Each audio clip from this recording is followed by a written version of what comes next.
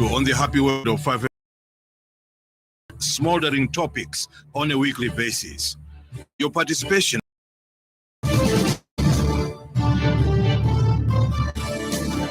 It's good to be back, and Happy New Year to all of you listening in to the Happy World of 5FM Radio, and particularly to the Burning Issue Tuesday edition of the Burning Issue here on 5FM Radio on 89.9 in Lusaka and the surrounding areas.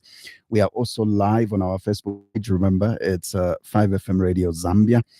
Out for our partner radio stations who are also carrying this particular program live. There's Tuta FM on 90.7 in Mansa, covering Ruapula province. We are also live on Platinum FM, that is Platinum Radio on 99.7 in Dola. Thank you very much for coming us live on your platform. Also live on Spice FM on 91.1 in Kabwe, covering the rest of the Central Province. We are grateful to be back, and first and foremost, gratitude goes out to Lance Banda, who sat in for me in the last 4 programs. That's literally a month. And of course, grateful to you, our listeners, for staying loyal to this particular program. Later on in the course of the program, I'll give you an opportunity to call in and interact with our guest this morning. And let me take this opportunity to finally introduce him. Dr. Richard Silumbe. He's the president of Leadership Movement Party. He is our guest this morning. Doc, good morning and welcome to the program. Well, thank you very much, and good morning once again to the listeners. And I'm happy and thankful to be given this opportunity to speak to the Zambian people on 5FM. Happy New Year. Happy New Year to you as well. And how does 2025 look like in your projections? 2025 looks green. It is full of hope, and we think that we are going to have a lot more coming as we traverse the year 2025. We have a lot of plans, a lot of things to do, and we think that it's a positive year. Great. Let's first of all have a look at one of the important conferences that most Zambians were not following, but very important conference that you had, the 2024 International Multidisciplinary Conference.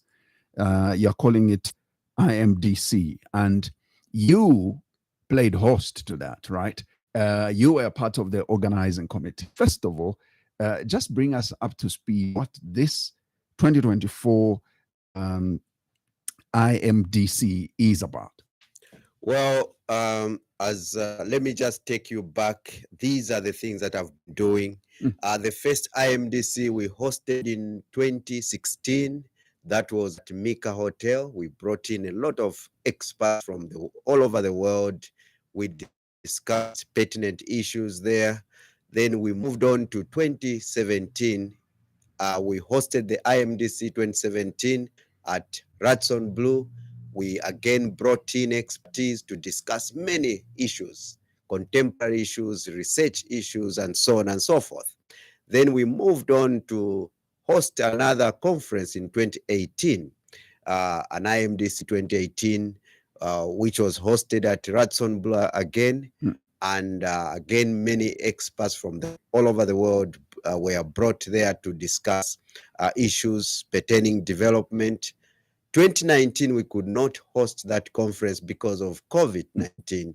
And going forward, have been quiet until 2024 when we said we should get back to our culture of research, our culture of understanding the new trends, how to best save this world as a people, and how to face problems that we face as a world. So that is the essence of IMDC. We bring expertise from multidisciplinary areas.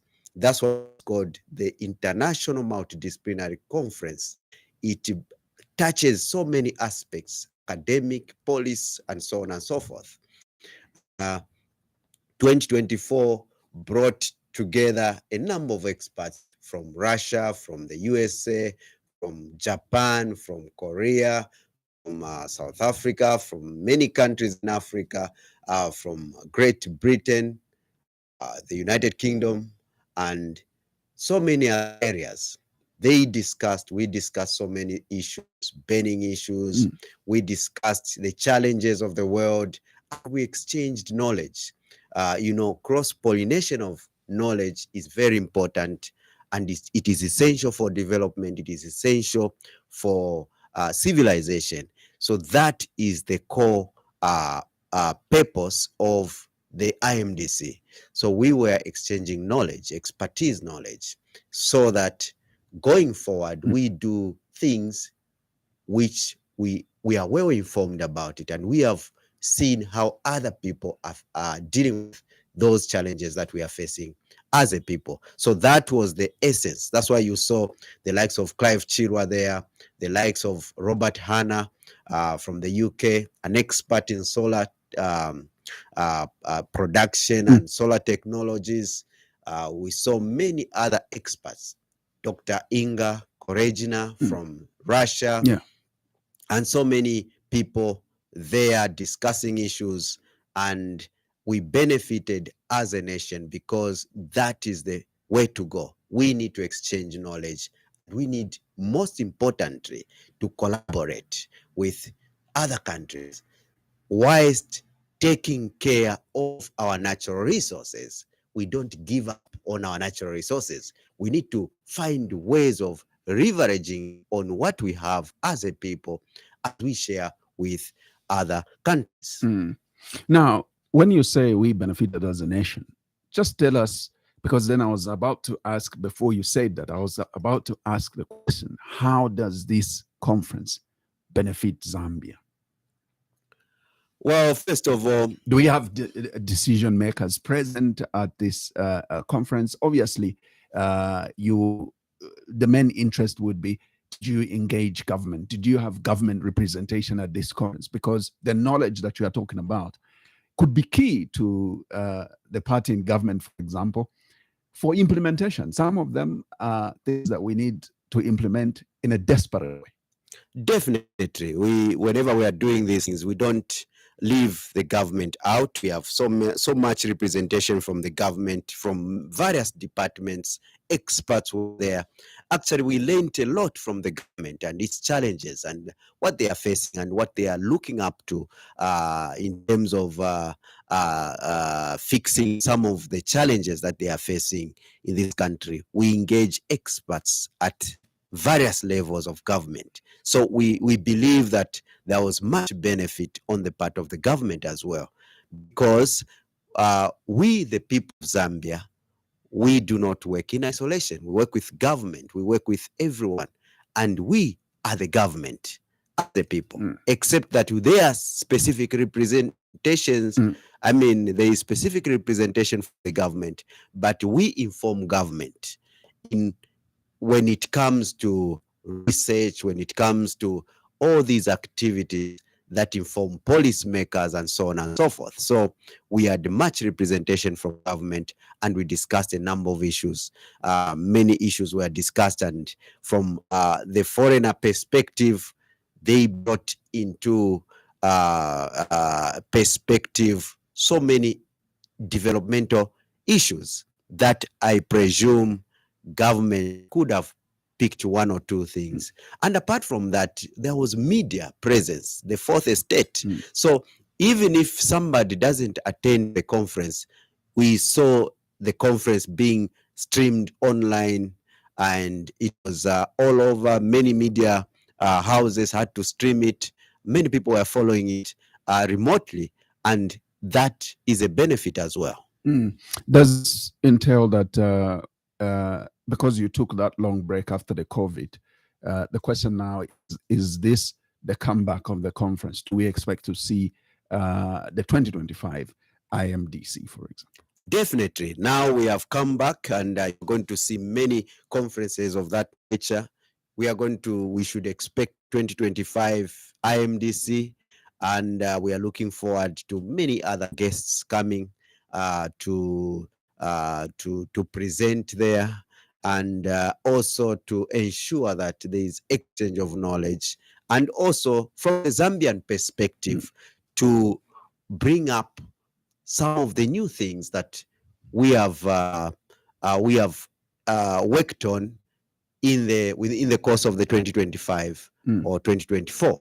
So that is inevitable. We are having the next conference and future conferences coming up because knowledge sharing is power. We moved from a long paradigm. There was, if you look at the development of the world, we used to say knowledge is power. During that paradigm, many people believe that when you have some knowledge, you have to keep it to yourself tightly and shared so that you are the only one with that knowledge. That was the paradigm when companies used to compete. You find that these companies competing with another company and so on and so forth. And there was no much development until we moved into another level of another paradigm. We underwent paradigm shift and we moved to knowledge sharing is power.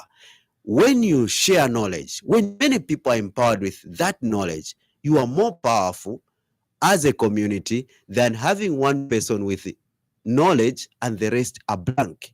This is why you see in the new paradigm, you see Dell computers maybe partnering with HP and they make one model of a computer.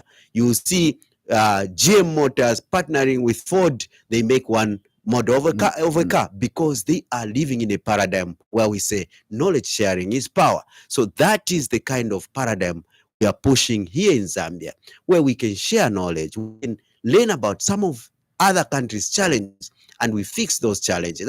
I can just give you an example of what is happening, for instance, in Burkina Faso. When everyone in Africa, we think that presidents cannot do anything, and we are accustomed to a situation where there is no development until after 5 years or so. We have a country like Burkina Faso where President Traore is able to achieve massive development within 2 years. What makes that? It's because that leader is very focused, is Pan-Africanist, and he believes in his own people. And he has done what many people believe can never be done. For instance, building a nuclear power plant, which in Zambia we think it is impossible. They've done it in 2 years. They've built up new rail lines in 2 years. Many things, massive success. If we don't share that knowledge, if other leaders don't learn about what he's doing, then much of Africa will be in stagnation. But when we share knowledge, we learn how best we can save our people. That is the fundamental reason why we should be sharing knowledge. So knowledge sharing is power. So when we are talking about these knowledge sharing activities, we know that they are able to spur development because there is cross-pollination of ideas, of challenges as well as solution. And from that point of view, we are able to develop as a people. My last question in relation to the IMDC conference itself is that you obviously organize this conference, but under the Zambia Research and Development Center. Just tell us briefly what Zambia Research and Development Center is all about. Well, I'm the board chairman of that organization, and I'm coming from the research background. I'm a person who informed from the research, from the understanding. This is why you don't see Dr. Silumbe, for instance, doing petty politicking, and so on and so forth, because my foundation is in research. I want to understand things in reality and not just politicking. So Zambia Research and Development Center has actually built what I happen to believe in. Research is very fundamental. Whenever you are doing anything, it has to be based on research, on fact finding, and knowing where you are coming from, where you are, and where you are going. This is why when we talk about development, for instance, in this country, we should not talk about development in isolation. For instance, we look at this regime, this government. We should, if we are to develop this country, we should start from where we are coming from. This is why when I talk about, for instance, we need to own mines. We can do mining. When many people say it is impossible, you can't do mining, or you are bringing us back to the old ways, you can't use picks and shovels, I just mourn that the fact that we have Zambians, because we have not cultivated this aspect of understanding where we are coming from. Zambians are just floating in the air. They don't have the understanding.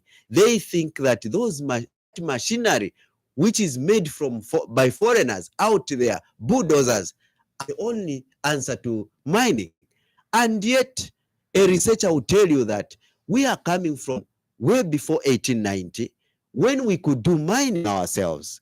As Zambians, we used to put stones that are rich in copper at Bwana Mkubwa, and they are near Ndola, and they smelt them, and out of which they make bangles, copper bangles, and plates that they can use. Before 1890, Zambians in Northern Province could pick stones that are rich in iron, smelt them, and out of which they make axes for cutting trees, they make hoes for farming, for cultivation, they make spears out of those stones. And fast forward to 1890, a new government came in form of a BSA company, British South African company, headed by John Cecil Rhodes, who came to Africa, to Zambia. It was not Zambia then. There was just Chief Lewanika and other areas, the Bemba land, and they connive with Chief Lewanika. And they say this place is now under the British colony, and they signed the Rockna concession. And from that side, from that time, they start mining, deep mining, advanced mining, and they ban every Zambian at that time. Every settler who was producing metals and producing all those things, they banned them. They said the only metal you get should be written made in Britain.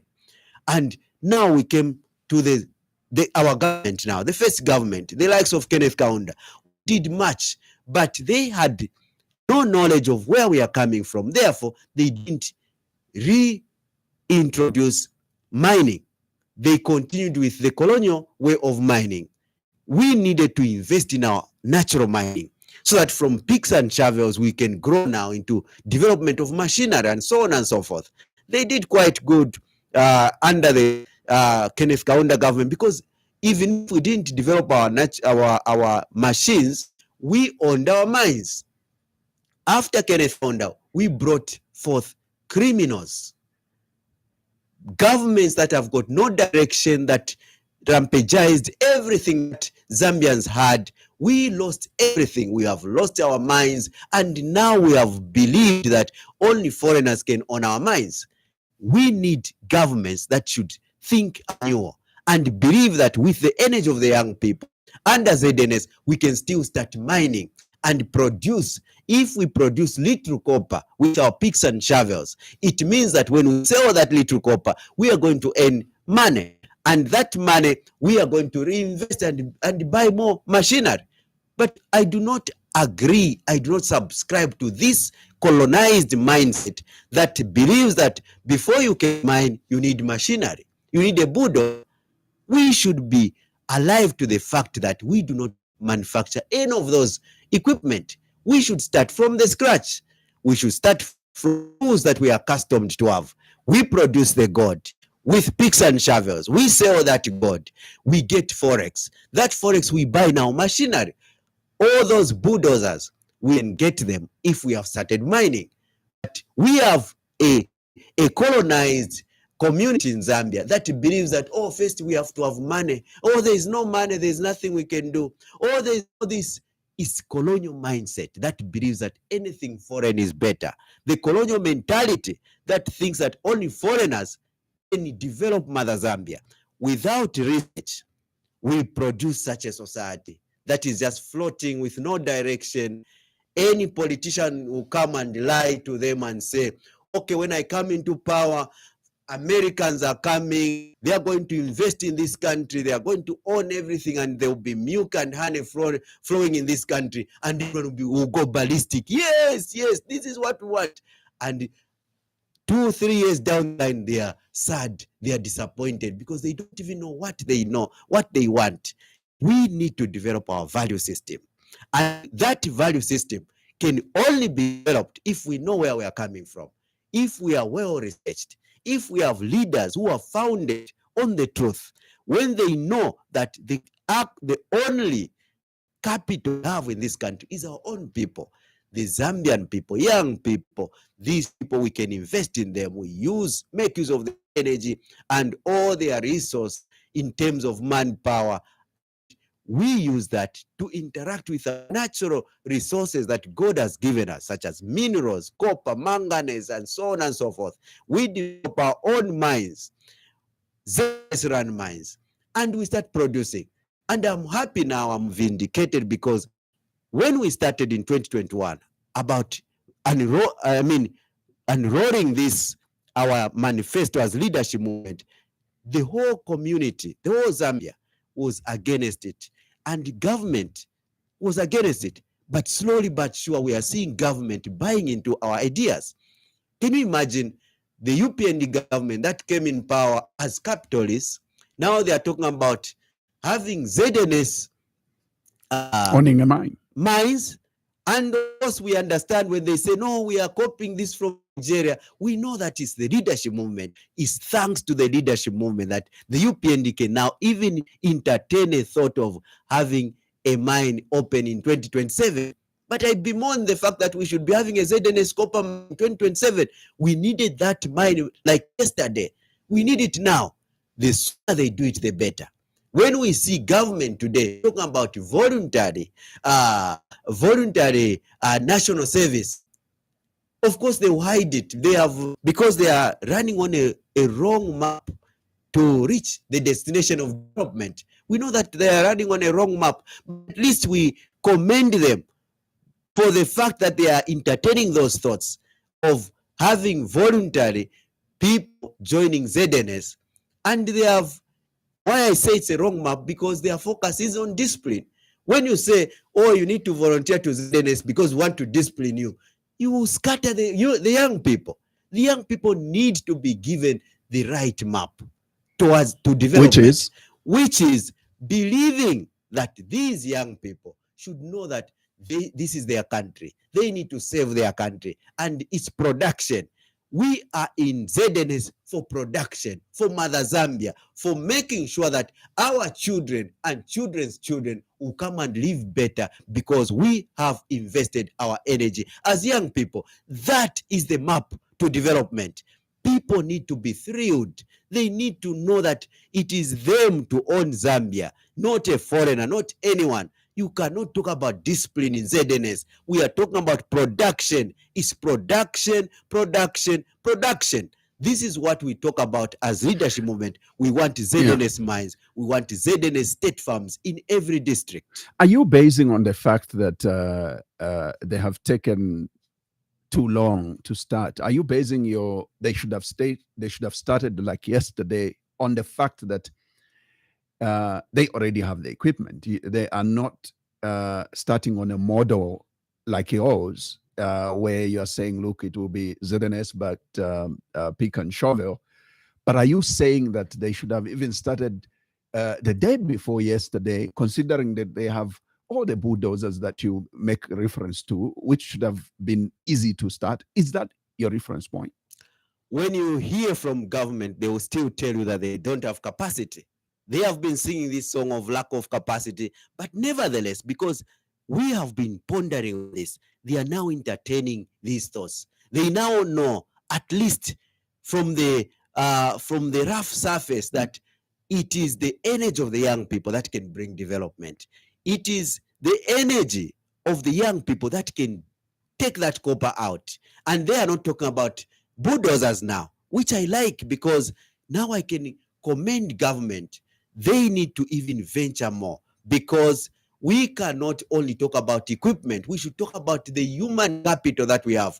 Millions of young people, I mean 1,000 people going into Kasenseri district there, wearing ZNS combats and with picks and shovel. We can do better than having a foreigner there.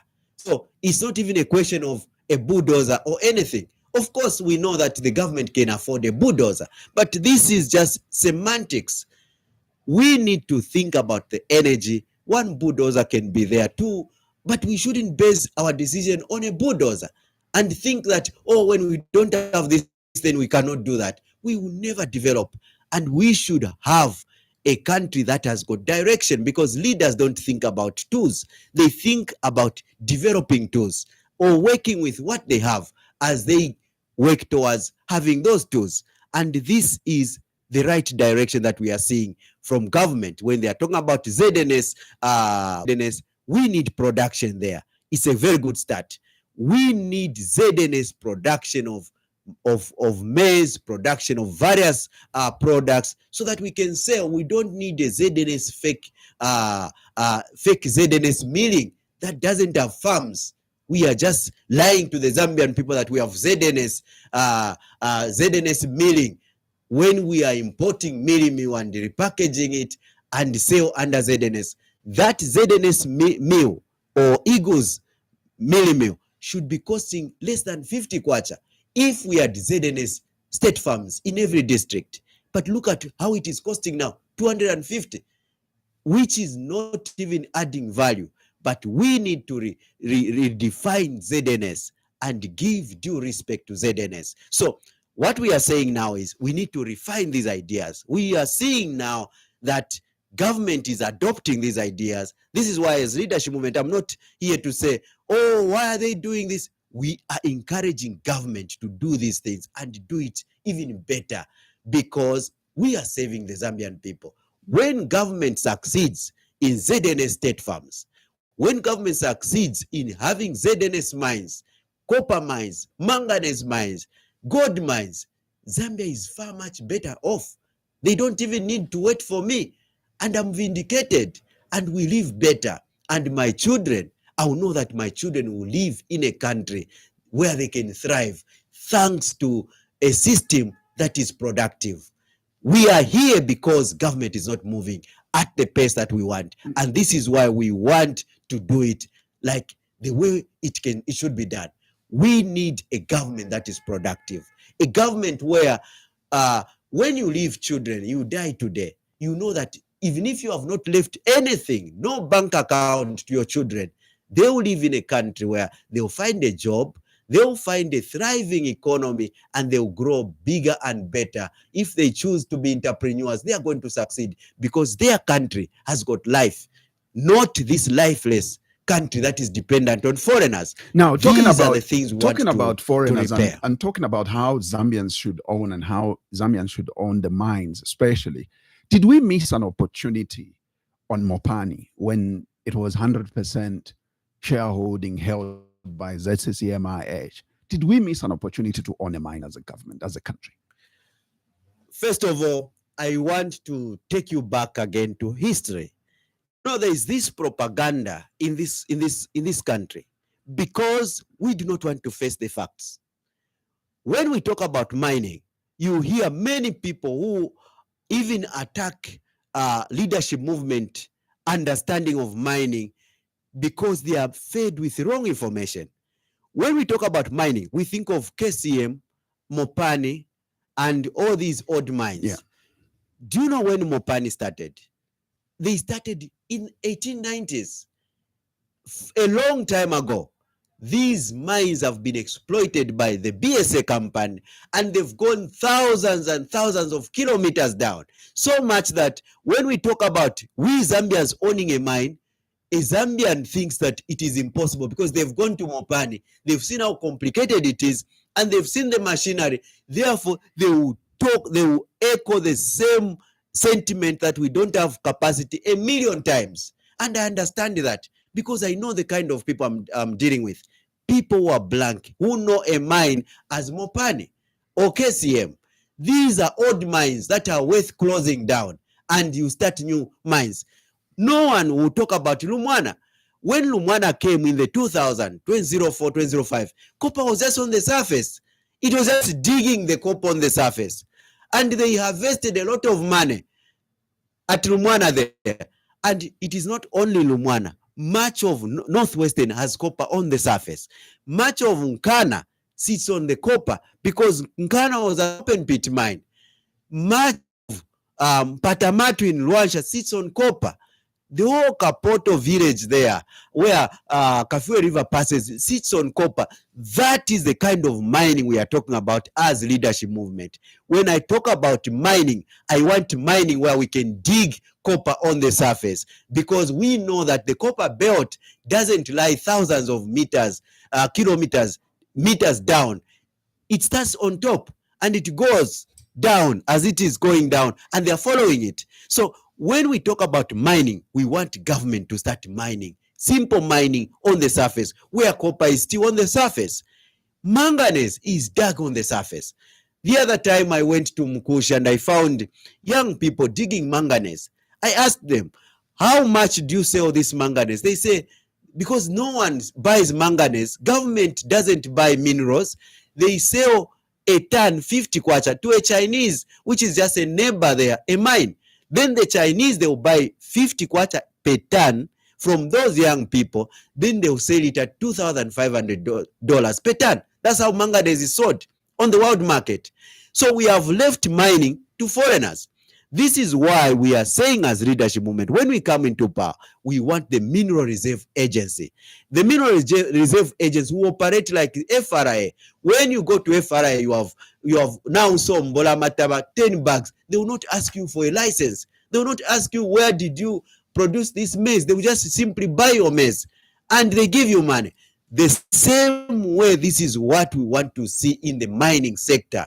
Under the leadership movement, we are going to have the Mineral Reserve Agency. If you find some gold, you go to the Mineral Reserve Agency, you sell your gold at a normal price. You have manganese, like those young people, they should be selling to the Mineral Reserve Agency. And the Mineral Reserve Agency should have now stockpiles, reserves, so much that when the president moves out there, he will move with something in his hands. He goes to China. He should be sitting with Xi Jinping talking about how many thousands of metric tons he can sell to China in terms of manganese and gold. But now we have a president who moves empty-handed. He has not even 1 kg of gold reserve, not even 1 kg of copper reserve. All those jerabos we see in the copper belt as a leadership movement, we see that as human capital, a resource. Those people should be bringing the copper to Mineral Reserve Agency, and all of them, they will be thriving. And the Mineral Reserve Agency, with its president of the country, they will be finding market out there. And the president will not be moving empty-handed. He will be clinching deals, real deals, not being beggars, not going there with a bow begging, kneeling down, asking for money when God has blessed you with human capital and natural resources. When a person finds God, look at in Mumba. In Mumba, people went there digging gold. What happened? They cannot sell that gold anywhere. They sell to the Chinese. It's the Chinese who are buying at a very cheap price. So much that even after 100 years, we'll never see any rich Zambian participating in gold mining. But we are going to see in 1 year, Chinese tycoons, billionaires who have benefited from the gold in Mumba. We have blinded ourselves to not to see what God has blessed us with. We are going to find, under the leadership movement, a ZNS gold mine there. Zambians mining as well. There will be nothing like an illegal miner, because we know that an illegal miner will mine whatever minerals and bring to the Mineral Reserve Agency. There will be Mineral Reserve Agents depots everywhere in every district. And we are going to have all these reserves of minerals, gold, copper, manganese, you can name them. And the president at that time will be moving out there, clinching deals, selling all those minerals and bringing resources, forex into this country and making this country richer than ever before. That is the mindset, not these songs we are hearing. Oh, illegal miner, oh, illegal miner. Only when an illegal miner dies, you will see it in paper and everywhere in the media. Oh, an illegal miner was buried in the sand. What about people who are dying in Mopani, in KCM? No one even talks about it. 40 people die quiet. Government doesn't talk about it. When it's a Zambian trying to survive and he wants to get some gold underground, he dies, everyone goes ballistic. We want to see the same behavior on the roads. Someone dies on the road. I've never heard the minister coming on TV. Oh, hey, someone has died. Please stop moving on these roads. Oh, someone got drunk and he died. He bashed. Stop moving on these roads. Why don't we hear such things? Why only in the mining we hear the minister paraded? Oh, you illegal miners, stop. Don't dig your copper. Don't dig your gold. That is unacceptable. We want a government that has a Zambian mind, not a colonized mind, moved like puppets, only thinking about foreigners. It's the foreigner who we are saving when we discourage Zambians from mining, illegal or whatever, because under the leadership movement, there will be nothing like an illegal miner. Because we know this legal mining came from. It is the John Cicero's team that came under BSA to tell Zambians that if you are to mine, you need a license. And that license was complicated. Even people who are producing hoys and who were making things at Bwana Mkubwa copper plates, they stopped because it was impossible to get a license to start mining. And yet we continue with the same colonial laws. We think that we are saving a Zambian. We are saving foreigners. Imagine if John Cicero and the group were interested in farming. They would have stopped Zambians from farming. They would have owned all the farms. And if you are to produce maize, you needed a license. That is what would have happened. Even today, if they were interested in farming, would be saying, I can't grow this cassava. I need a license. And we'll be talking about illegal farmers. Oh, they are illegal farmers. You have grown maize. They come and slash your maize because you are an illegal farmer by the council. That is the kind of mindset. Now imagine, in the mining, you have a piece of land and you dig, you find gold there, and someone tells you that you are an illegal miner. We should stop this colonial mentality. We should stop this minister behavior where someone dies, one person dies trying to earn a living, is digging some gold, and you parade everyone there. You start talking about everyone to stop mining. Only foreigners should be mining. It's unacceptable. We need Zambians to participate in mining the same way we don't stop people from, how many people die on roads? I've never heard the Minister of Transport stopping people from traveling on the roads. And yet one person dies in an accident in a small mine. The whole country is energized to stop people from mining. These are the things we should be talking about. The reality of development lies in good leadership, in understanding the activities that we should undertake for us to build this country.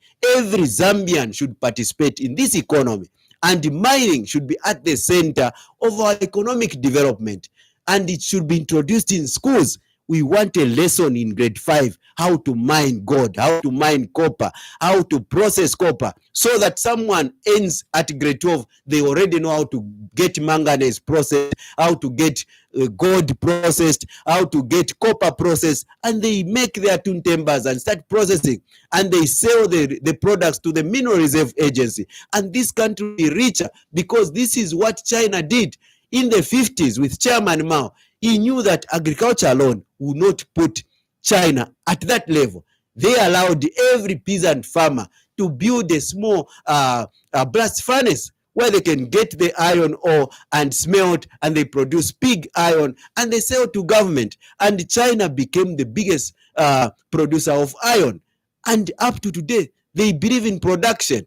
What are we doing here in Zambia? We have no base for development, and we keep on putting leaders who don't even value development through production. They are all talk, no action. Now, my guest is Dr. Richard Silumbe. He is president of Leadership Movement.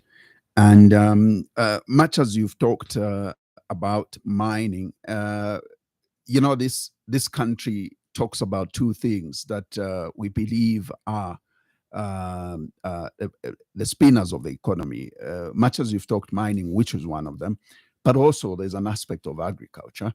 And agriculture now, I mean, there's a lot of talk, especially from the opposition, that people had a lot of hope in this government to spin around the agriculture sector, especially that, even the head of state is a farmer, and he used that background to obviously campaign and say this is the reason why agriculture sector will be revamped and even become better.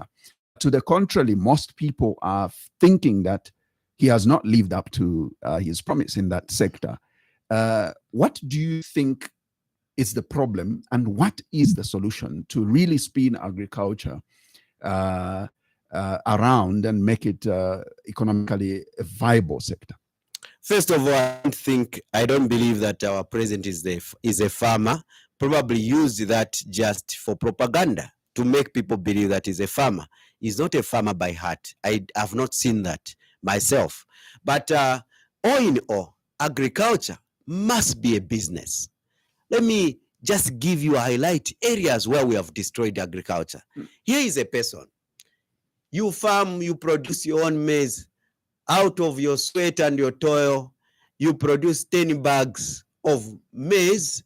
Instead of selling it here in Zambia at 300 kwacha per bag, you say, for my toil, let me go and sell across the border in Congo at 1,500 kwacha per bag. And we have ZNS around stopping you. So that when you sell here, you make a loss. And we have ourselves destroyed agriculture with our own hands because of our negligence, our laziness as a government. We don't produce anything, and we have destroyed the people who can produce. The fact that we stop people from selling out there, we call them smugglers. Many were even shot, and we even consider ourselves as people who love the country or who love our people. We are totally in a lost direction. We as Zambians, the way to go with agriculture is, as explained, as I always explain. Number one, every Zambian who owns a piece of land, farmers, we have forgotten them. We have not given them titles. They need to have titles. Once we provide title deeds to every piece of land, every farmer's got land. Many of these lands don't even have value. They have no titles. They are waiting for fees. They are waiting for a medal of a someone has 10 hectares. The woman is poor. Children have never gone to school, but he has 10 hectares of land, and he has failed to even cultivate that 10 hectares. He has just built a thatched house at a corner in Mazabuka, and he can only cultivate a quarter of an acre out of that 10 hectares. And we call them poor, and this person will continue to be poor until government comes. They give her a 500 kwachas social cash transfer. Those people are rich people. Number one thing we are going to do as leadership movement, we are going to give them title deeds. Every Zambian who own a piece of land, we are going to give them title deeds, the way we give NRCs, the way we give voters cards. Many people have argued with me about this. They say, oh, how can you give the whole country title deeds? I said, you Zambians, open your eyes. What is a title? A title is a piece of paper. A piece of paper written your name and the number of hectareage and so on and so forth. Now, if that piece of paper cannot be given to a person who is in a village, but you are able to give them NRCs free of charge, you're able to give them voters cards free of charge, you're able to print ballot papers, which are far much more expensive than anything else, and they vote, they scratch on 3 papers, and you still argue that we cannot give the whole country title deeds. That's the starting point. We're going to give them title deeds.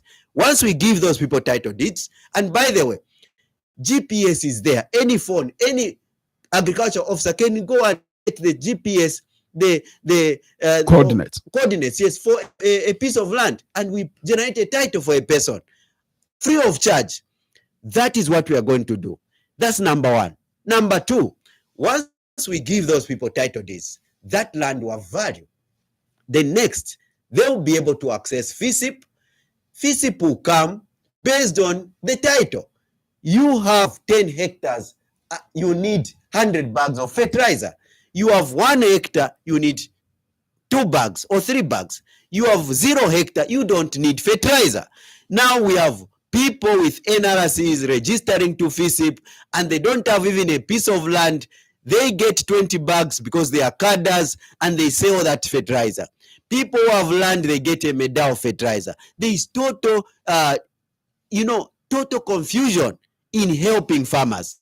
That's how we are going to stop the mess. Then number two, when that farmer produces, we have given them FISIP, we have given them fertilizer, and we are going to have ZNS state farms in every district, because we are going to produce ourselves as government. We are not going to be Vanamwerepete government. No, we are going to be productive. And young people we are seeing around, moving around, educated or not educated, they are going to have jobs in state farms. We are going to produce maize, you can name them, so that we don't depend on those farmers. Farmers should be supported, given title deeds, they produce their maize. FRA will not be going around setting the price for maize. No, FRA will be going out there with trucks, asking them if they need transport and where they want to sell their maize. If they want to go to sell their maize in Congo, they put their bags, 100 bags of maize on the FRA truck. It goes to Congo. They pay for transport. After getting money, instead of selling at 300 kwacha per bag, they'll go to Congo and sell at 1,500 kwacha per bag and make big money. And they invest on that land. More investment. FRA will be dealing with transportation, helping to take their maize wherever they want to take them. Sunflower, soybeans, whether it is in Congo, whether it is in Angola, they are going to be richer than you can imagine. Farmers are going to be rich because we are going to open the doors for them to make money. Spend the export wherever they want to export. If you have 10 bags you sell in Congo, you get more money, 10 times more than what you can get here in Zambia. And get that forex from Congo and invest on your farm. You produce more. That is the kind of production we want to see.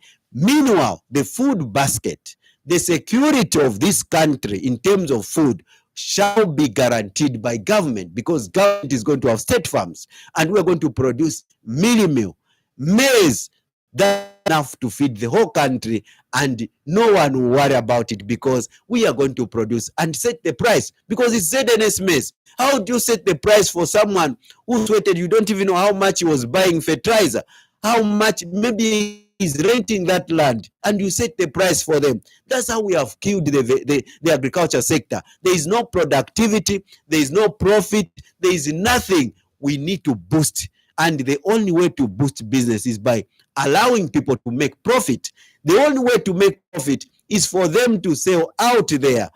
It is not for government to be selling maize, ZNS maize to Congo. No, it is for the Zambian businesses to sell ZNS, to sell their maize to Congo and make profit. ZNS's responsibility, Zambia National Service, it is to provide a service, food security, guarantees for safety in this country. Food safety, food security, that is what we need here in Zambia. That is the purpose of ZNS. Not these are completely misplaced priorities. Instead of allowing Zambians to make profit, we stop Zambians from making profit and want government to make profit. How many Zambians have been dismantled? Imagine someone worked hard, produced 10 bags of maize, and you confiscate at the border, and you have ZNS lined up in the border. What are they doing there? They should be working. They should be farming. They should be tilling the land, producing winter maize, not guarding the borders. The borders should be guarded by the Zambia army, only for security reasons, only for criminals, not for businessmen. people want to do business, they are free to do business, because those are the good Zambians. Those are the Zambians who are helping Zambia to bring Forex, who are bringing Forex into this country. And when we do that, even this dollar, you can be shocked how it will come down. Not those lies which you got to say, no, when I'm zoning at 10 hours, at 14 hours, the dollar will come tumbling down. The dollar can never come down until you have production. Currency is only backed up by production.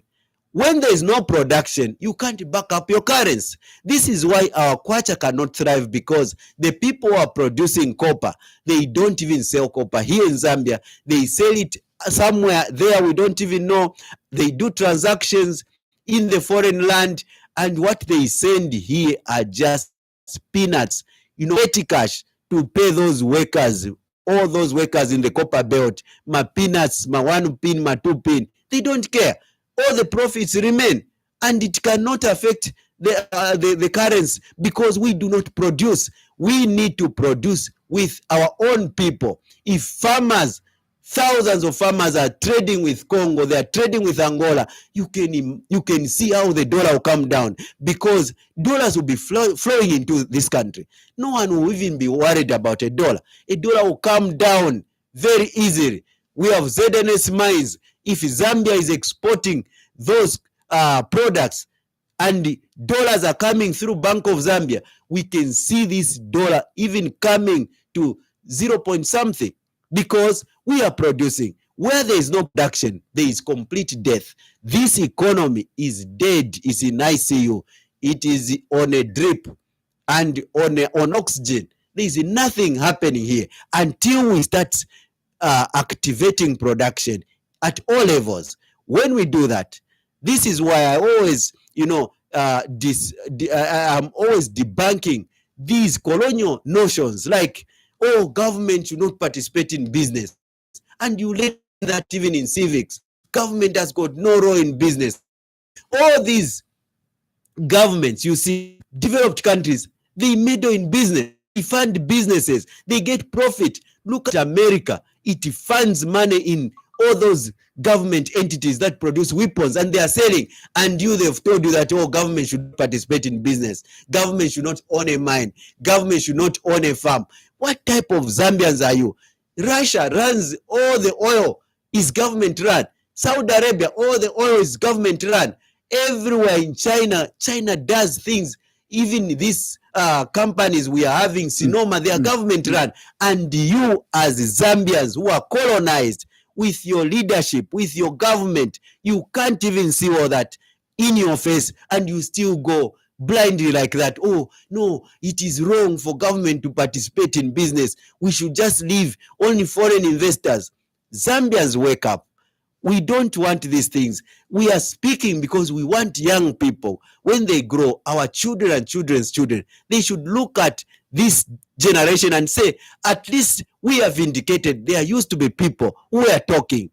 But 100%, if not 99% of this Zambia is colonized. Zambians can't even view the true picture of how the world runs. We look into the mirror, we can't even connect to our soul. We have nothing. We don't even know who we are. We do not understand ourselves. We are just like, things that can be bought. The way politicians buy masses in politics, a chitenge material, 100 kwacha, and they are bought like cabbages on the outer, on the market. This is what type of Zambia we have.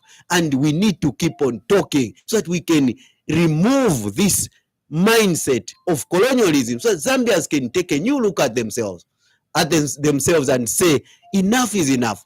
If a woman out there knows their values, if Zambians start having values of what they want to see in this country, they will never allow foreigners, for instance, or government to hoodwink them with t-shirts, chitenge material, 100 kwacha.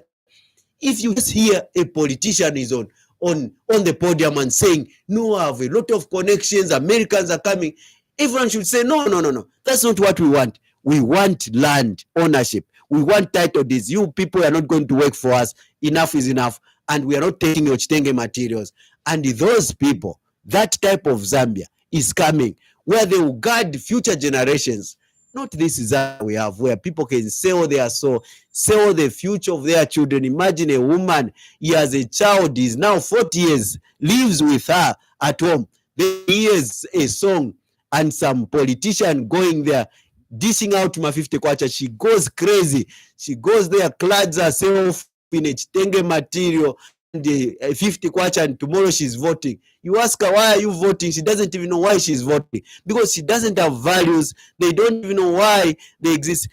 And the future of her child, who is now turning 40 and married, nothing to do in the country, she doesn't even know. She doesn't even love that child. She doesn't even love the future generation. This is where we are today. That such type of people is in millions here in this country, and we need to re-educate them. They need to take a new look at themselves and start calibrating new values for the development of this country. I'm going to ask you a very honest question that, and I think you agree with me, that since you started selling your manifesto as leadership movement, you have really not touched many lives with your messages. If you have, it's been very slow. The pace is probably very slow. Just like you gave an example of how government is now implementing your ideas of using ZNS to own mines. It's something that, if we look back, it's 5 years ago, right? When you started the story, and it's been seen to be valuable today. The same has been the case with your manifesto to the general public as well. You have not been accepted in the shortest period of time. Your message has not been accepted in the shortest period of time. It looks like it will be accepted in the longest period of time.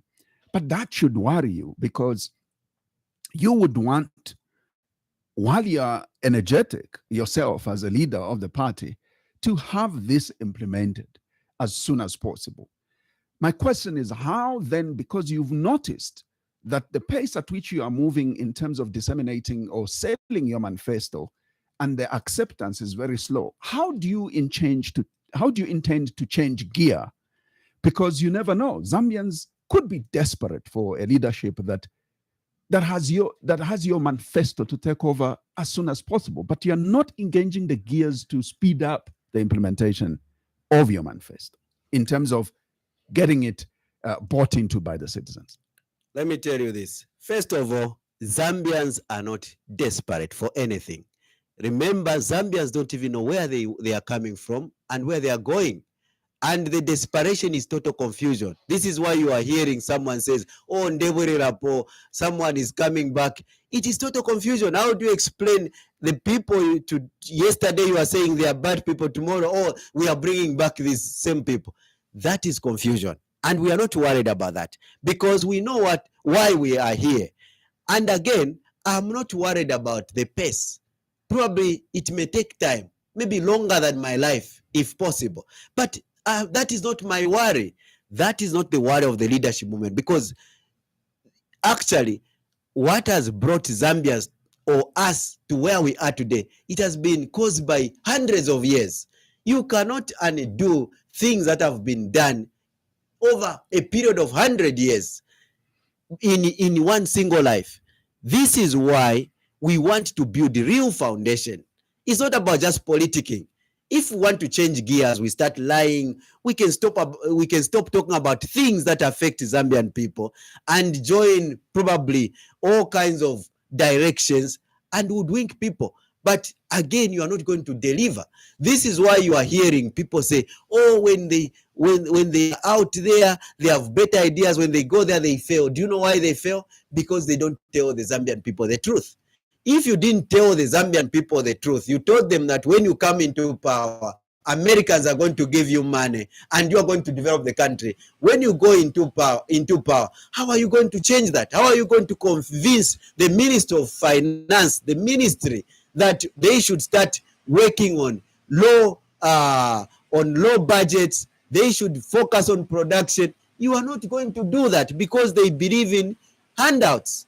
So the situation where we are has been brought forth by hundreds of years of problems, of brainwashing, and therefore it would take relative time to undo what we have come to believe. For instance, I can give you an example of the struggle for independence. Do you know when the first ANC, the ZANC was formed in Zambia? It was somewhere in the 1920s. That's when the first political party was registered. They told the likes of Godwin Mbikustale Wanika. In fact, before Godwin Mbikustale Wanika, there was Donald Siwal, who advocated for independence. Then came Godwin Mbikustale Wanika. They registered a party called ZANC. It took him time. He stopped. He went. He became a king. He was replaced by Hari Mangankumbla, who came to believe that Zambians cannot get the independence because they need re-education, and he gave up until came Kenneth Kaunda. So their works have been cumulative until Zambians, in a period of 30 to 40 years, we got the independence that we want. So it has been a long time. Don't think that Kenneth Kaunda just stood on the mountain and said, enough is enough, let's get independent, and people started flowing. Zambians said, we are better off with this white man. Why this Muzungu is better than these criminals? And Kenneth Kaunda was banned even in villages. These chiefs we have today, these are the perpetrators. These are the people who kept the colonial system. And they banned all these political activists from participating in their villages. There were indabas, and this took time. So that is how you build things. If you want real change, mind change, mindset change, and any tangible development will not come that fast that you are thinking that, oh, it's just a matter of 5 years you are in power. You still fail because the people are going to vote for you. They have the same mindset. They have no attitude of wanting to sacrifice for the country. They don't want ZNS. They don't want to work hard.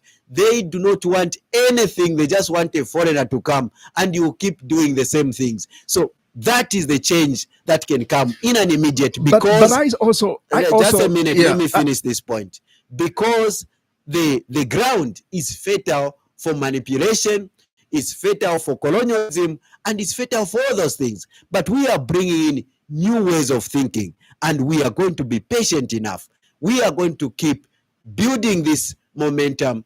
It may not look like it is gaining ground now, but at least we are sparking the minds that will bring about development in future, because generations to come, they are going to consider this message, which was void on the political arena. Remember, before leadership movement came into power, it was just insults. We used to hear insults after insults. Politicians could just insult each other and talk about all kinds of low nonsense, low-level things that have got nothing to do with development, until we came on the podium, on the platform, and we talk development, and we are seeing many people adjusting.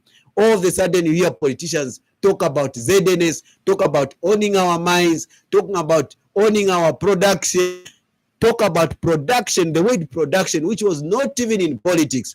And we are not even in despair, because we are seeing even other politicians adopting this kind of message, and it's a good thing for Zambia. We know that the future is bright. Now, this is my last question before I open the phone lines. I made the observation of how slow I feel that your manifesto is being sold to the Zambians for them to buy into.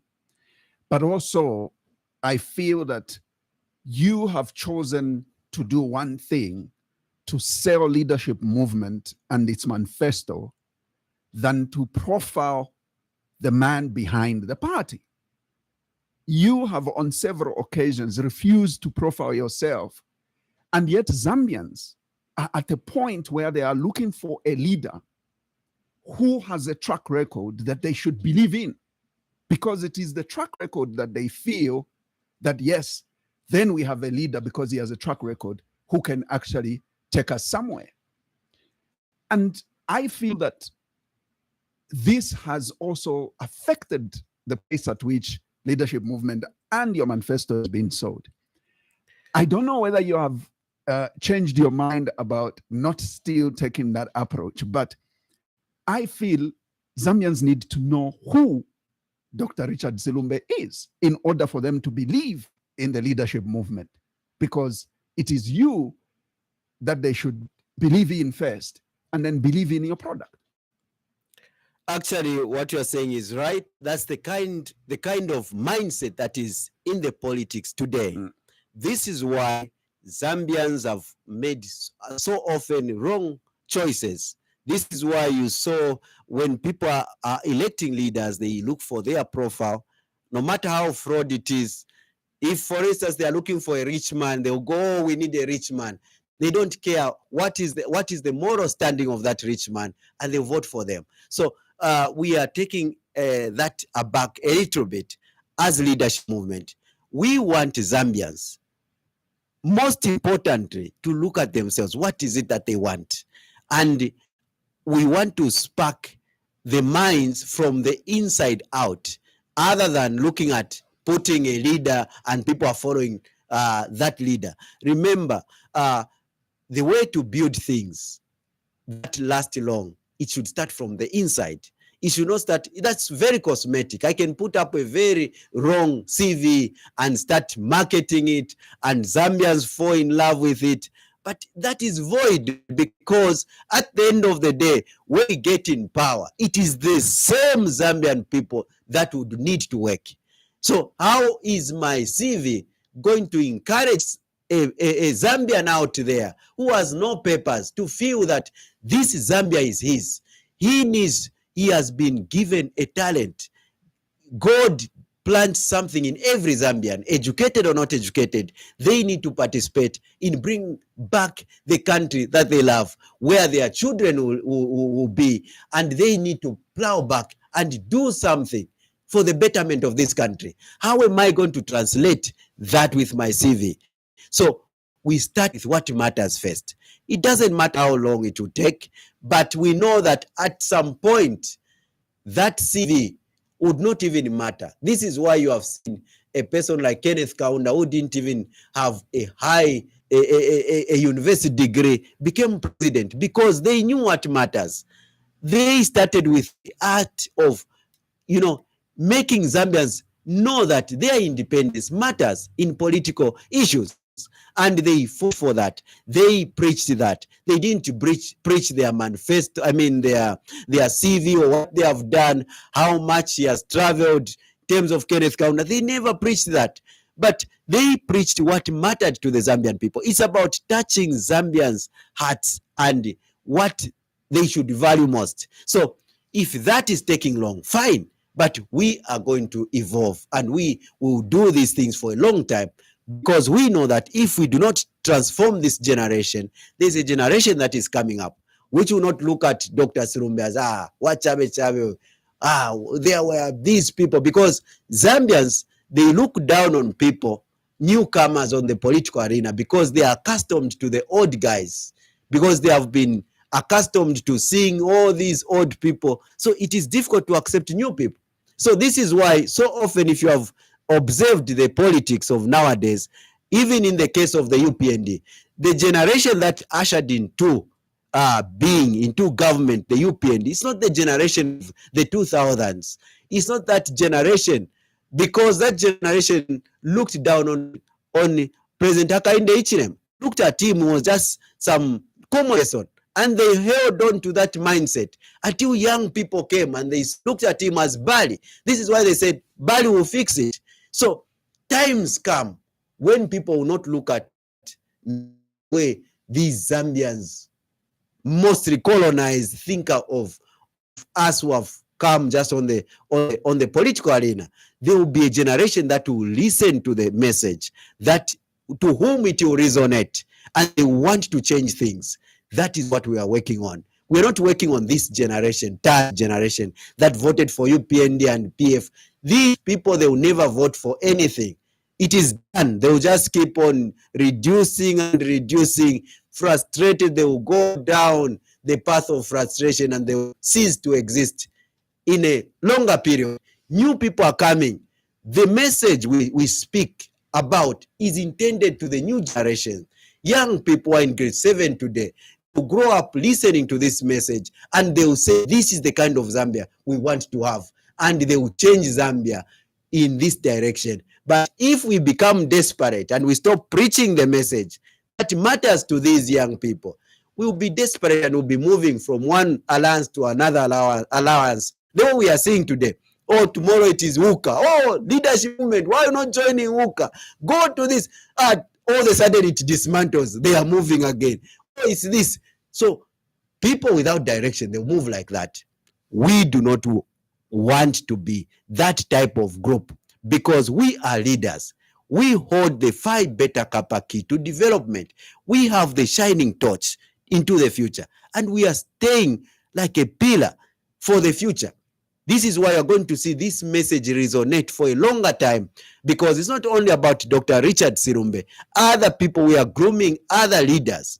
Other young people will come up with the same message, being trained into understanding that development can only come about through production, and these people will be coming up, and many more young people will be coming up, and we are not worried about this old generation. Sooner or later they will come to pass. All of us will pass away, but the message you leave must be so strong that it is embedded to persuade the future generations to follow suit.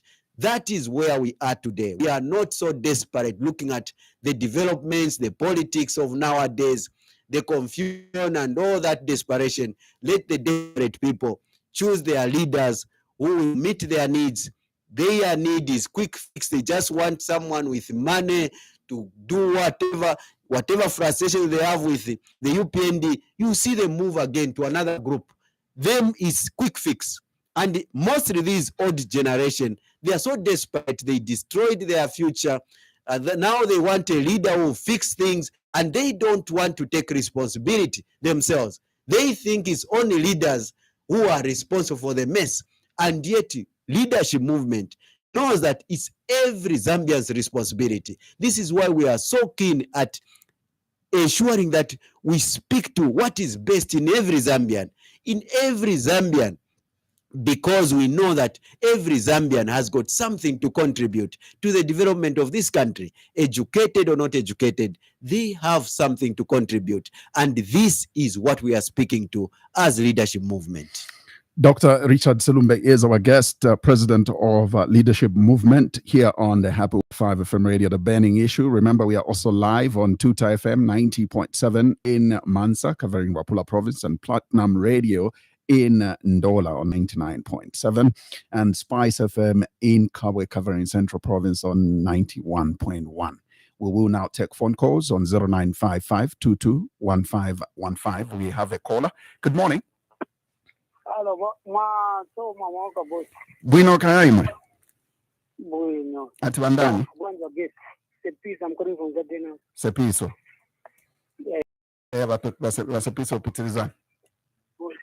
Ngafuthi tameni kamba koko kamba wakamba bwino maningi bati tameni wona che tameni wakaunda kuomeja wenzao kuti kwa ifuna kuenda ndi direction ina yeye manje sipata isema politics ina sara sebetina maindi wakaunda ezeripo ukuzo kurira wezekisha wakaunda sebetinda patani manje naona che urisi ni kidine sababu ine nani mfanga paurida yani mfanga paurida zeri futi sababu totigwirizana ndeza tikagwirizana umfalo zofuna uchechi mshukuru tikugwirizana not kwankhala umwozi oremera bonse bavutika badazangala bari bangara separi batikagwirizana tikankhala unite tata checheka chimshimozi zenda pasogoro ndete nawo na mafuta kami mungaba mungamuntu zendike pazande kami tracking neto kusagwirizana ariyo tafuna time ile paika futa meza kama kuti wakaunda mziona vision kameze kuenda futa mimi ngafuna kuti iyi mupokushitani kuti mubwere pa mpando sibazungu kuti baza kushani manankani kusponsani ndave bazungu vakangena mutepata kusponsani pachango zikutigwirizana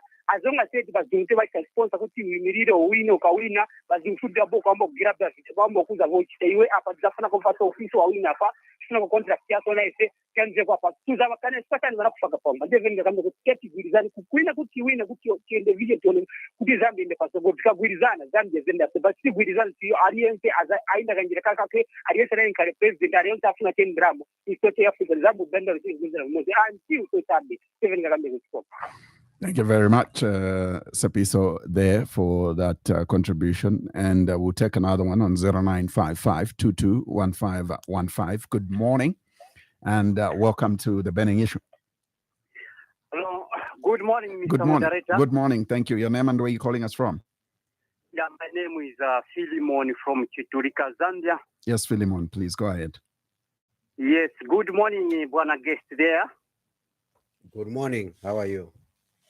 I'm very fine. And allow me at this juncture to completely disagree with you because let me qualify why I'm disagreeing with you. Number one, what does United Party for National Development mean? See, United Party for National Development was formed somewhere in 1998 on the agenda of development and production. This is what we are seeing. Now you are saying so these ideas are being plagiarized. So what you should do here is let us just work together. If things are working, about more than 400 companies have been actualized on joint venture. What does it mean? Ngamulinala has got capital. You must pamoja. This is a standard practice all over. Go by United States, go by UK. We've got foreigners using the same standards. That's why we are bragging. Come 10 years from now, 3 years from now, we'll be bragging in the range of more than $250 billion GDP growth. Because of these companies you are working, you are ridiculing. You can get an example, Zimbabwe. What did Mr. Mugabe, may his soul rest in peace, did? He chased all the white people there, giving them a farm to the locals. This time, Zimbabwe is crying. You can learn from South Africa. When Mandela came into power, what did he do? He worked with the white people you are insulting there. And this time, South Africa is one of the biggest economy in Africa, working with these foreigners you are working. Let me tell you, this is xenophobic type of thinking. It is the thing that is killing Africa. Let us respect these foreigners.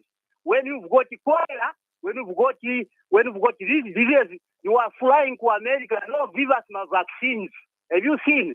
Now, when it comes to investment, you are shouting them.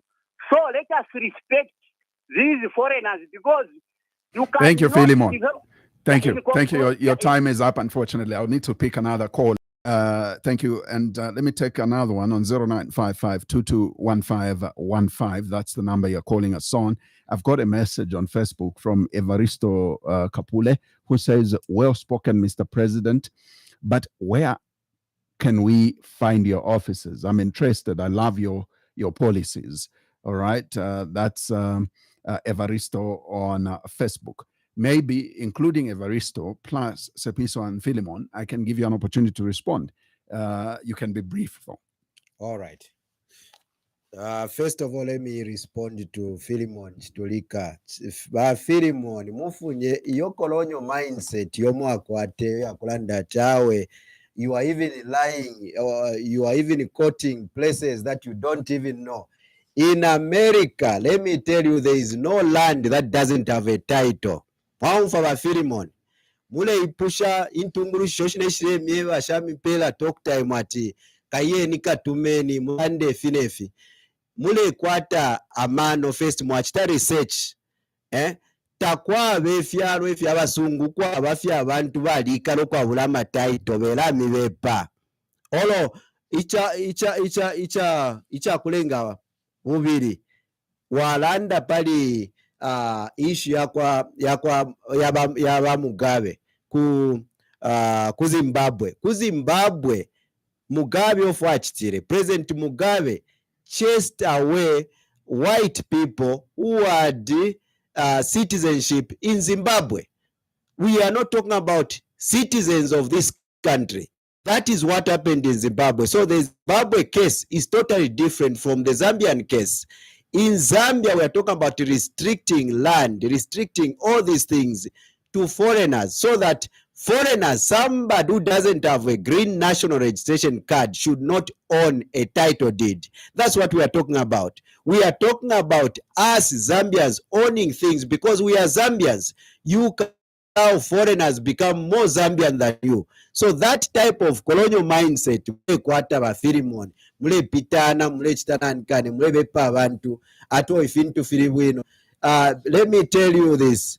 For UPND, we heard the UPND speak, we heard their manifesto, and if for your own information, I even have the copy of the manifesto, the original manifesto from Kambera Mazoka, and which was the true UPND manifesto. Then the revised ones.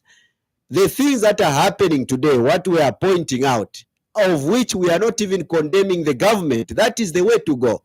We need to adopt policies that help shape society, that bring about development, issues to do with ZNS. That's what we are discussing.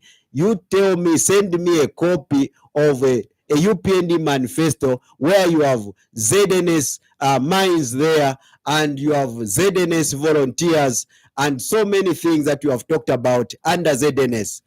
And when the government does these things, we are applauding, but we are saying they should do it even much better. But you want to attack us because we are saying these things, we talked about them, and therefore the government is adopting them. You should be having your facts right before you comment, because we are going to debunk your comments. You are talking out of ignorance instead of having information that people can benefit from. When you talk about South Africa and the economy of South Africa, it's because in South Africa, as much as there are white people there, those white people are South Africans, and they are citizens of that South Africa. So there is nothing even to discuss about foreigners there.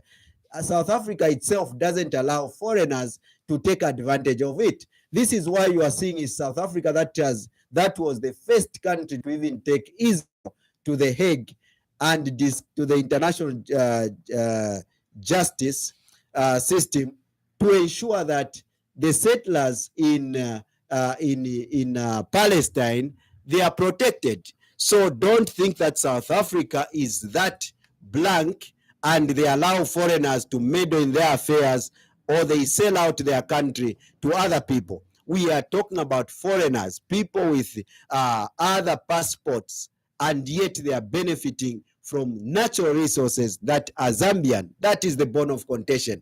Then to Sipeso, I think I commend you. You talked about issues to do with working together and having a common vision and a common perspective.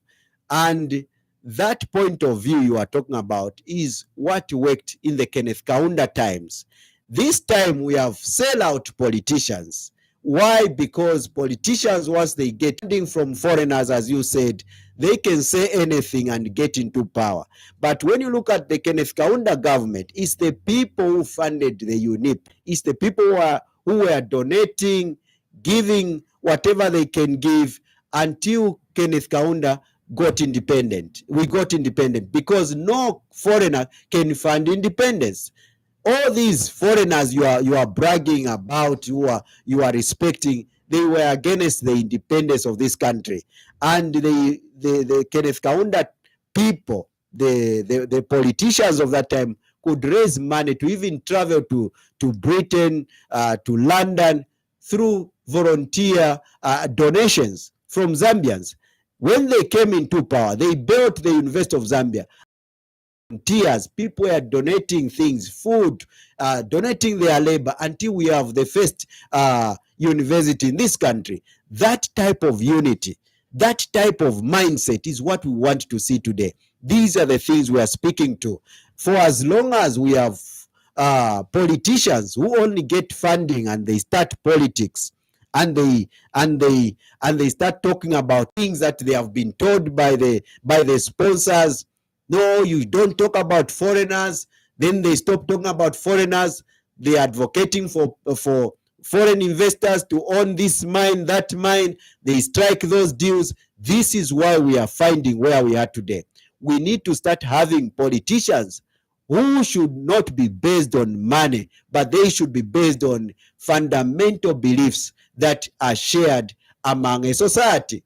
This is why we do not agree with you, Speso, to say that we should join anyone, because in this idea of just joining, you may end up coming up with all these changes of governments that do not benefit the people, because it's just desperation into going into power. Who is more desperate? Someone who stands and continues to preach their message, or because he's so desperate to be in power. So you know the truth. You know that desperate, whichever group you are moving from one point to another, always form this. What is the agenda? It is just about removing a government in power. We don't want to do politics like that. It's not about just removing UPND. UPND can fail, however they fail. It's every Zambian's responsibility. We should own it. Every Zambian should own it that the UPND has failed, because you voted them into power. You cannot single them and say these people, oh, now we are going back. It's you people. First and foremost, confess your sins for putting a government that cannot work for you. Then number two, we need to start looking at what are the value systems that can bring about good leadership. It's not worth it to be just moving about, going, even the people you know that they are the ones who are part of the problem that we are seeing, you go and join them. Oh, now we are going back. What type of human beings are you? We need to start looking at true leadership. And it's not a matter of desperation. We have a government in power. Yes, let us now start looking at the leadership and leadership principles and ethics that can bring about development, not this desperation we are seeing around, where you just want to move. You go as long as someone has funded there, as long as there are 100 kwacha there, you all go there. 100 kwacha ngayapo mwafumako mwayafuti kumbi. So you're moving from one direction to another direction just because of where there is smelling money, where there is smelling stenge material. That is not the kind of a society that can bring about development. That's why the lack of development in this country is not because of leaders. Probably the only reason is because we have a society that is not enlightened enough. So it's time to bring about new leadership that can groom society to be a society that can bring about development, and not singling out just one entity, because we are in a society where everything that we produce is because of a society. Out of the abundance, we produce what we have. Let me take another call on 0955-221515. Good morning. Good morning, Zaki, and good morning, Mr. President. Good morning. Thank you very much for calling. Your name, and where are you calling us from? Moses, and I'm calling you from within Lusaka. Yes, please, Moses. Of the season. Compliments of the seasons, and Happy New Year. Please go ahead. Thank you so much. I want to appreciate with you, Mr. President, very consistent. I think you have been very consistent with your message from the time that you formed your political party, and I think I want to give you maybe a benefit of that to say that I think maybe what you are talking about, you remind me of our late president, the great leader, Michael Chirusakata. We used to talk about, opening up this country, and we saw that when we took over in 2011, we started with the road infrastructure, trying to open up this country so that business can flow, very easy. And I think like this is what I'm also getting from you. That's why I'm, for me, I've developed this culture of listening from you, all of you leaders who are aspiring.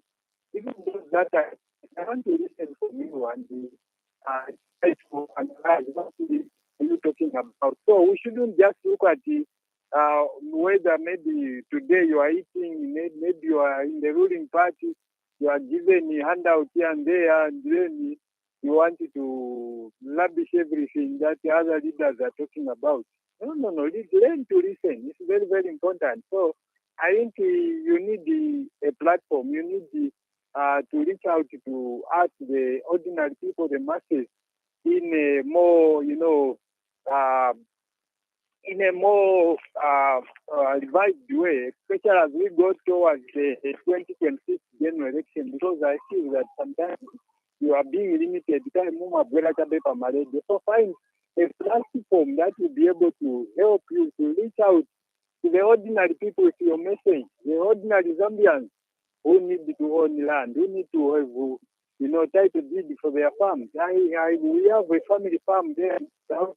Our dad died with our old mother now, and you find that even on my paper, so mukabwera, my meaning is that pasako to my paper, munga bali anabwera, to pasako free education now, mukabwera maybe Zachariah pasako. So I think for me, you are the hope for Zambia. Don't give up. God bless you. We are listening. Thank you very much, Moses, for your contribution. We'll take another one on 0955221515, and that's the number you're calling us on. Our guest is Dr. Richard Silumbe. He is president of Leadership Movement. And let's take this one. Good morning. Hello, good morning. How are you? I'm okay, and you? Fine, thank you. Happy New Year. Welcome. And your name? Happy New Year. I'm Abraham. Abraham. Yes. Please go ahead, Abraham. Yeah. Leadership movement is a very good vision. And like PF, they have got no vision, but I will use someone's vision. How can you use someone's vision? What I'm saying is, very good vision, especially the title. It's very good. But, like me, this time I've given HH 10 years. Let me see the way you're going to work for 10 years. In 2031, I will come and support you because the vision you have is very good. The only that maybe for correction, when you come in power in 2031, don't create volunteers. As the employee, veterans personnel, then they will continue. Me, I attended 20 months compulsory national service. And that time there was road construction. Now, it's better you just recruit personnel to join ZNS than volunteers, than compulsory 20 months national service. That's what HH says, that in the future we shall also include 20 months compulsory national service. That one you need to say it. As we demonstrated, I was at Shimba National Service. We demonstrated because they were not, it was a mess. We walked on foot from Shimba to Kasama. I didn't know that it was a very long distance. So I knew my 18 hours in Pakabuacha to the end. Now what I'm saying is, national service, when you say compulsory or voluntary, you'll be wasting a lot of money, government money. Those people want to be paid, then you train them. If they are set free, they just go on their own. Because they were keeping us so that we leave a chance for other people to be national service certificate. No college, no employer will employ you. But when you come in power, just employ. But for national service, you employ them. The police, you employ them. The army, you employ them. Not to be wasting a lot of money feeding them and giving them allowances. 2021, I'll be with you. I will vote for you.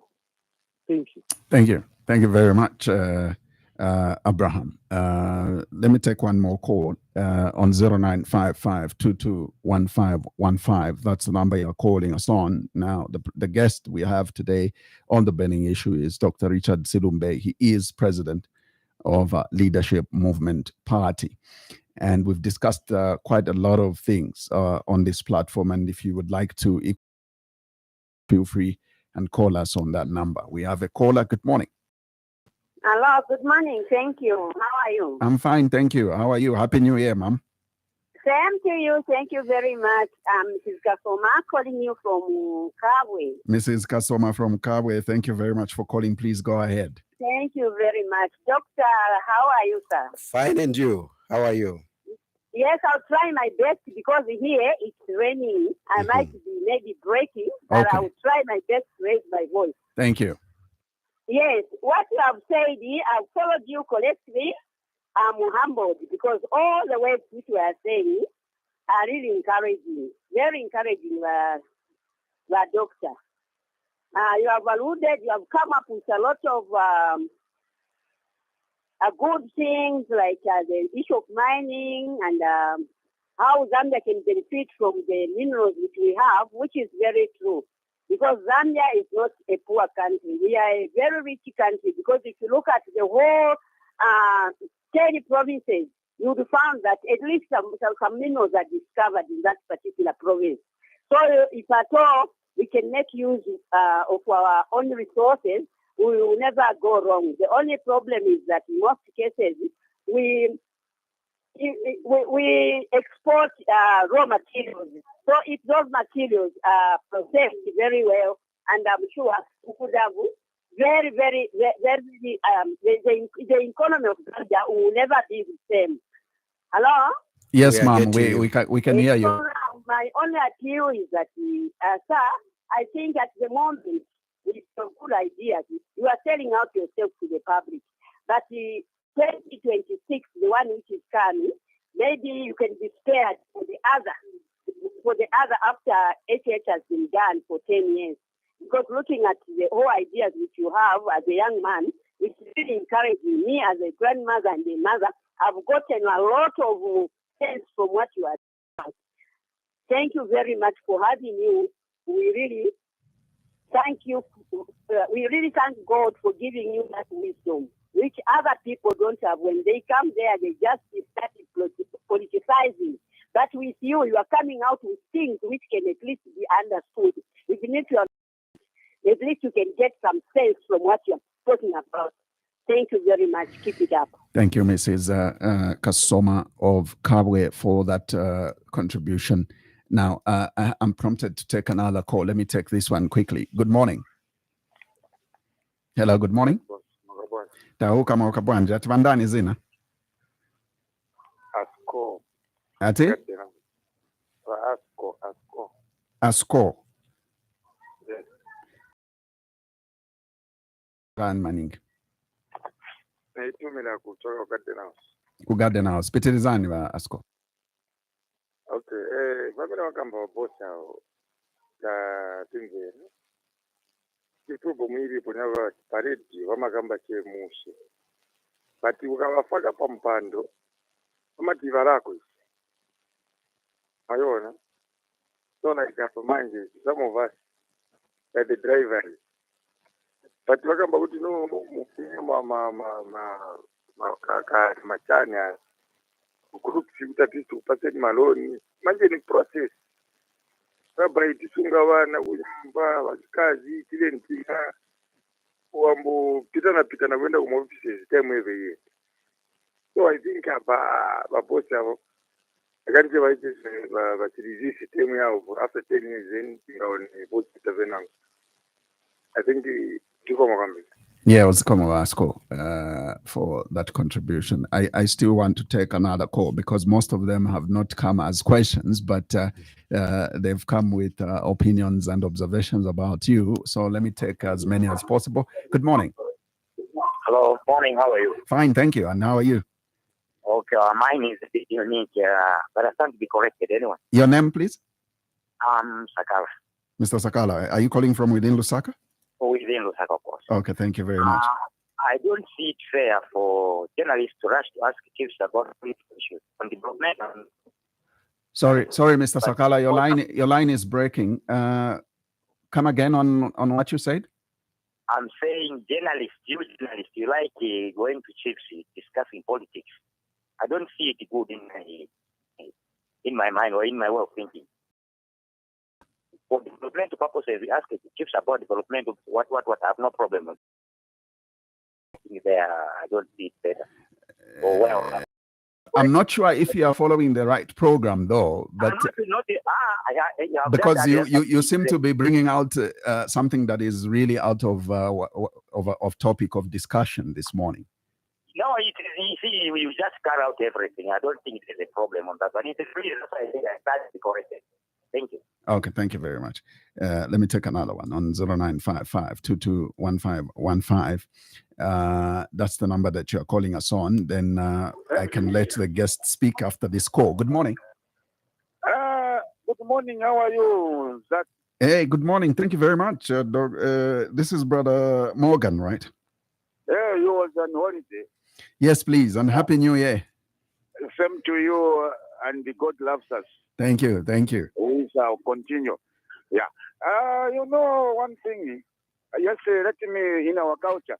Good morning, Mr. Silumbe. I just heard the voice of Silumbe. Yeah. Silumbe. Yes, Silumbe. Good morning. Yeah. Yeah. Yeah, I know the voice.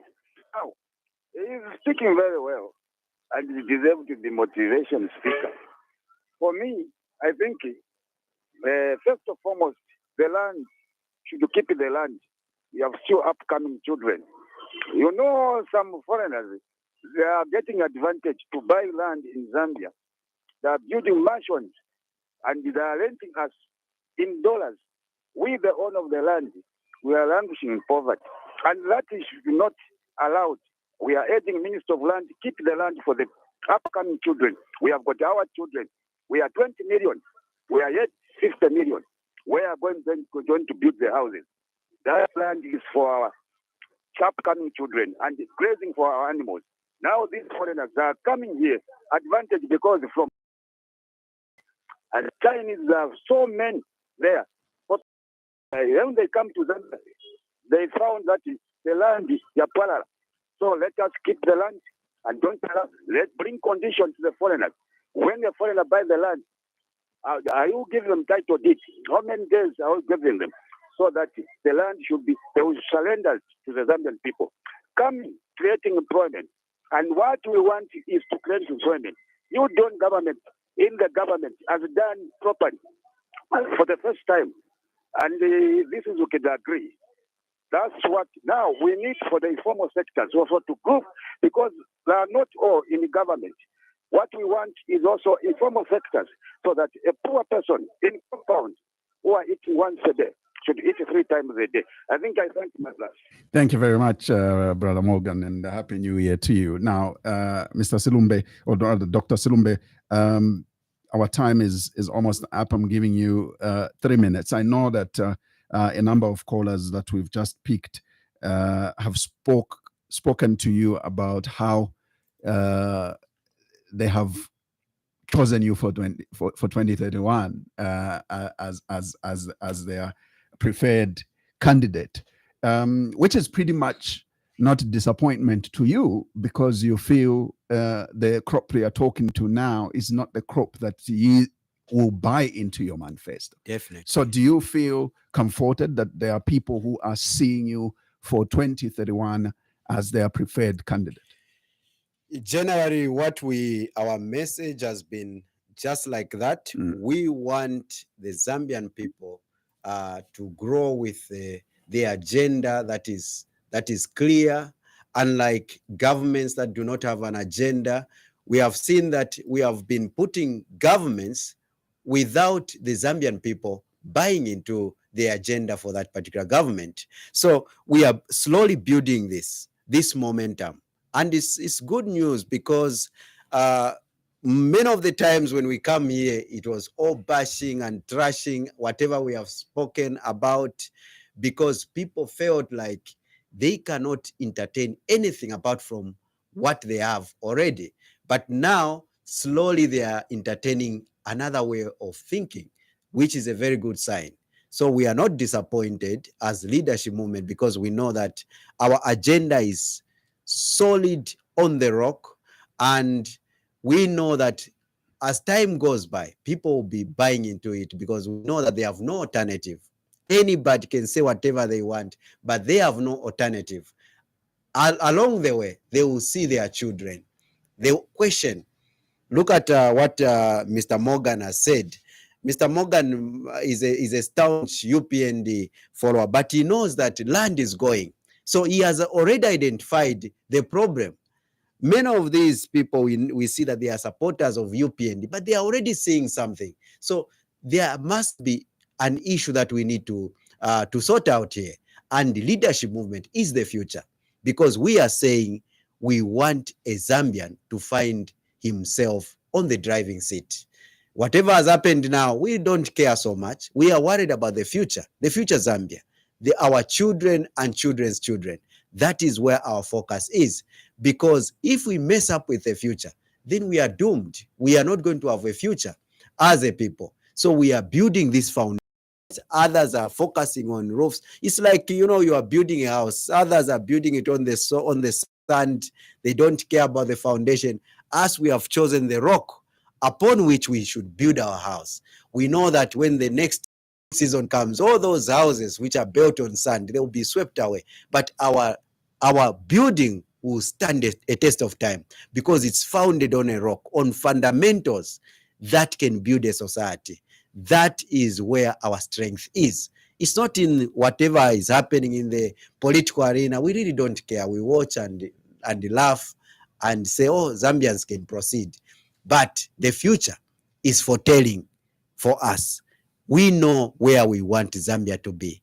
And that is the very reason why the movement shall be there and will continue as strong as we were in the beginning, and as consistent as we shall be and we have been, because we know where we are coming from, where we are, where we are going. For those people who do not have that knowledge, they'll be moving around. Today they will form an organization. Tomorrow they will disband it. They will go for another one, and so on and so forth. We are not like that, because we know what Zambia wants. And just another one on Abraham. Abraham talked about us correcting the fact that we should not go for a voluntary ZNS kind of arrangement. We said to Abraham that we as leadership movement, we have been clear from day one. We want ZNS state farms. We want ZNS men and women in uniform employed as workers, not as volunteers. The idea of volunteering is coming with the UPND, and we are saying that the aspect of volunteering is maybe it's a direction for the meantime, because we know that it's all about ZNS, but the implementation is totally wrong. This is why they are using a wrong map to reach to a destination. And when you are using a wrong map, trying to figure out where to go, you will never reach the destination. It will be confusion after confusion. We need to set the record straight. The idea of ZNS is anchored on production in young people, and the production cannot be done with volunteers who are here today, gone tomorrow. We want to set the record straight. It's production, production, production. That is where we stand as leadership movement. Dr. Richard Silumbe, President of Leadership Movement, I would like to thank you for coming to the Burning Issue program, and all the best.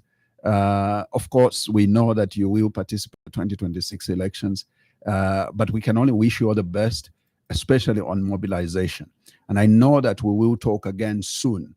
But for now, I can only say thank you for coming. Thank you very much. Well, listeners, that's what we had for you today on our Tuesday edition.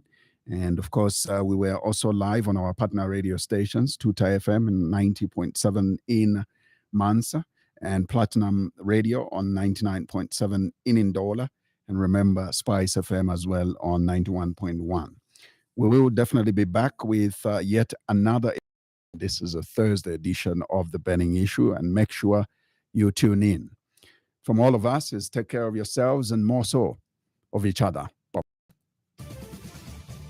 Tune in next week for